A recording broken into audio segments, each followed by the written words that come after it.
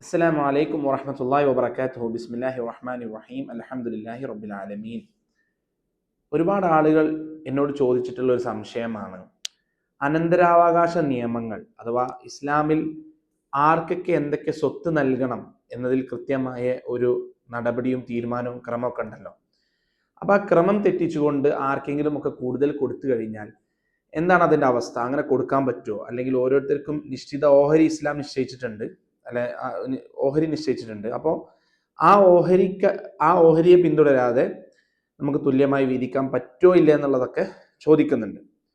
അപ്പോൾ ഒന്നാമത്തെ കാര്യം എന്താണെന്ന് വെച്ച് കഴിഞ്ഞാൽ, വിശുദ്ധ ഖുർആനിൽ തന്നെ അള്ളാഹു സുബ്ഹാനഹു വ തആല ഓരോരുത്തർക്ക് സ്വത്തിന്റെ വിഹിതം നിശ്ചയിച്ചു കൊടുത്തതായിട്ട് നമുക്ക് കാണാൻ സാധിക്കും. ഫറായിദ് എന്നുള്ളത് ഇസ്ലാമിൽ നമുക്ക് അത്ഭുതകരമായ രൂപത്തിലാണ് നമ്മൾ ഈ ഫറായിദ് പഠിപ്പിച്ചിട്ടുള്ളത്. അഥവാ അതിന്റെ കണക്കുകൾ വളരെ കൃത്യമാണ്. എങ്ങനെയാണ് പ്രവാചകൻ സല്ലല്ലാഹു അലൈഹി വസല്ലമക്ക് ഇതൊക്കെ പഠിപ്പിക്കാൻ സാധിച്ചു എന്ന് ചിന്തിച്ചുകൊണ്ട് ആളുകൾ ഇസ്ലാം വരെ സ്വീകരിച്ചിട്ടുള്ള ഒരു വളരെ അത്ഭുതകരമായ, എന്നാൽ നമുക്ക് അധികം ആർക്കും അറിയാത്തൊരു സയൻസാണ് പരിശുദ്ധ ഇസ്ലാമിലെ ഫറായിദ് എന്ന് പറയുന്നത്, അഥവാ അനന്തരാവകാശം. അനന്തരാവകാശത്തെ സംബന്ധിച്ചിടത്തോളം ഇസ്ലാമിൽ അപ്പോൾ അള്ളാഹു സുബ്ഹാനഹു വ തആല ഓരോരുത്തർക്ക് ഓരോ ഓഹരി, ഇപ്പൊ 1/2 ഓഹരി, 1/2, 2/3 എന്നൊക്കെ പറഞ്ഞിട്ട് ഓരോ ഫ്രാക്ഷൻ നിശ്ചയിച്ചിട്ടുണ്ട്, സ്വത്തിന്റെ ഇത്ര ശതമാനം.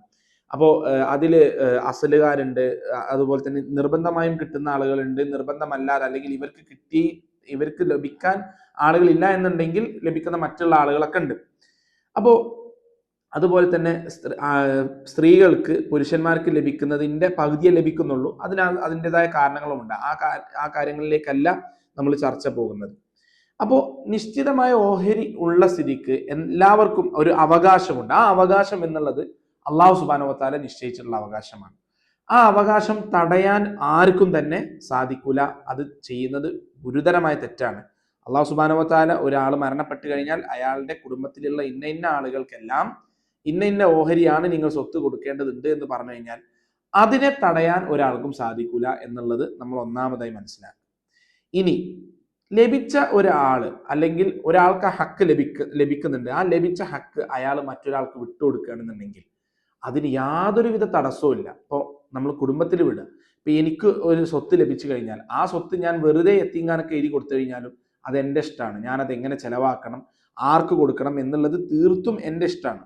ആ സ്വത്ത് തിരിച്ച് അത് ഇന്ന ആളുകൾക്ക് കൊടുത്ത് എന്ന് കരുതിയിട്ട് അതിൽ യാതൊരുവിധ പ്രയാസവും ഇല്ല. സൂറത്തുൽ നിസായിൽ തന്നെ അല്ലാഹു സുബ്ഹാനഹു വ തആല പറയുന്നുണ്ട്, നമ്മൾ കൊടുക്കുന്ന മഹർ അഥവാ ഈ സ്ത്രീകൾക്ക് തിരിച്ചു നൽകേണ്ടി വരും വിവാഹമോചനത്തിന്റെ സമയത്ത്.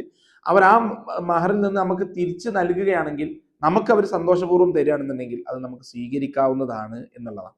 ഇതിനാകെയുള്ള ഒരൊറ്റ കണ്ടീഷൻ എന്നുള്ളത് അയാൾ പൂർണ്ണ സമ്മതത്തോടു കൂടിയിട്ട് അയാളുടെ ഹൃദയത്തിൽ നിന്ന് വരുന്ന ഒരു സമ്മതമായിരിക്കണം, ഞാൻ ഇന്ന ആൾക്ക് കൊടുക്കാൻ തയ്യാറാണെന്ന്. ഇപ്പോൾ ഞാനും എൻ്റെ ഒരു പെങ്ങളും അല്ലെങ്കിൽ അതുപോലെ ഞാൻ ഒരു സഹോദരനൊക്കെ ഉണ്ട് എന്നുണ്ടെങ്കിൽ, ഇല്ല ഏതെങ്കിലും ഒരാൾ വളരെ ദഈഫാണ്, അയാളെ നമ്മൾ കൂടുതൽ സപ്പോർട്ട് ചെയ്യാൻ വേണ്ടിയിട്ട് നമ്മൾ ഈ സ്വത്തിൽ നിന്നും നമ്മൾ തുല്യമായി വീതിക്കാം, അല്ലെങ്കിൽ എനിക്ക് ലഭിക്കുന്ന ഓഹരിയിൽ നിന്നുകൂടി കുറച്ച് അദ്ദേഹത്തിനും കൂടി കൊടുക്കാം, അല്ലെങ്കിൽ അവർക്ക് കൊടുക്കാം എന്നൊക്കെ തീരുമാനിക്കുന്നത് അത് യാതൊരുവിധ തടസ്സവും ഇല്ലാത്ത കാര്യമാണ്. അത് നമുക്ക് പക്ഷേ ഒറ്റ കാര്യമേ ഉള്ളൂ, അതിനുവേണ്ടി ആരും നമ്മളെ ഫോഴ്സ് ചെയ്യാൻ പാടില്ല. അത് എങ്ങനെ ഫോഴ്സ് ചെയ്യുന്നു എന്നുള്ളത് അതൊരു ആംബിഗ്വസ് ആയിട്ടുള്ള വിഷയമാണ്. അത് എല്ലാവരും വ്യക്തിപരമായിട്ട് അറിയാം. ഒരാളെ നിർബന്ധിച്ചിട്ട് ആണോ അയാൾ നമുക്ക് തരുന്നത് എന്നുള്ളതും, അതോ അയാളുടെ സ്വന്തം മനസ്സാലെയാണോ ഇഷ്ടപ്പെട്ടിട്ടാണോ നമുക്ക് തരുന്നത് എന്നുള്ളതൊക്കെ നമുക്ക് മനസ്സിലാക്കാവുന്നതല്ല. അത് ഓരോരുത്തരുടെ കൾച്ചറും സംസ്കാരത്തിനൊക്കെ അനുസരിച്ച് നമ്മൾ മനസ്സിലാക്കുക. പക്ഷെ അറിയേണ്ട കാര്യം എന്താണെന്ന് വെച്ച് കഴിഞ്ഞാൽ, ഒരാൾ പൂർണ്ണ സമ്മതത്തോടു കൂടി അല്ലാഹു സുബ്ഹാനഹു വ തആല നിശ്ചയിച്ച ഓഹരി അത് നമുക്ക് ലഭിക്കാനുള്ള അവകാശമുണ്ട് തീർച്ചയായിട്ടും.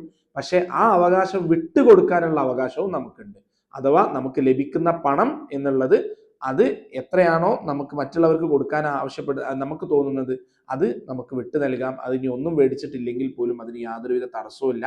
ഇതെല്ലാം മരിക്കുന്നതിന് മുൻപായിട്ട് നമുക്ക് നെഗോഷിയേറ്റ് ചെയ്യാനും എല്ലാത്തിനും അവസരം അല്ലാഹു സുബ്ഹാനഹു വ തആല നമുക്ക് നൽകിയിട്ടുണ്ട്. പക്ഷെ അത്തരത്തിലുള്ളൊരു സമവായം ഇല്ലാത്തൊരവസ്ഥയിലാണെന്നുണ്ടെങ്കിൽ കൃത്യമായി ഇന്ന ആൾക്ക് ഇന്ന ഓഹരിയാണ് കൊടുക്കേണ്ടത് എന്നതിന് അല്ലാഹു സുബ്ഹാനഹു വ തആല ഒരു തർത്തീബ് വെച്ചിട്ടുണ്ട്. ആ തർത്തീബ് തെറ്റിക്കാൻ ആർക്കും തന്നെ അവകാശമില്ല. അല്ലാഹു സുബ്ഹാനഹു വ തആല കാര്യങ്ങൾ ഉൾക്കൊള്ളുന്നവരിൽ നമ്മെ ഉൾപ്പെടുത്തി അനുഗ്രഹിക്കുമാറാകട്ടെ. അസ്സലാമു അലൈക്കും വറഹ്മത്തുള്ളാഹി വബറകാതുഹു. മലികുൽ ഹഖ് വലാ തഅജൽ ബിൽ ഖുർആനി മിൻ ഖബ്ലി അൻ യുഖ്ദാ ഇലൈക വഹ്യുഹു വഖുർ റബ്ബി സിദ്നി ഇൽമാ.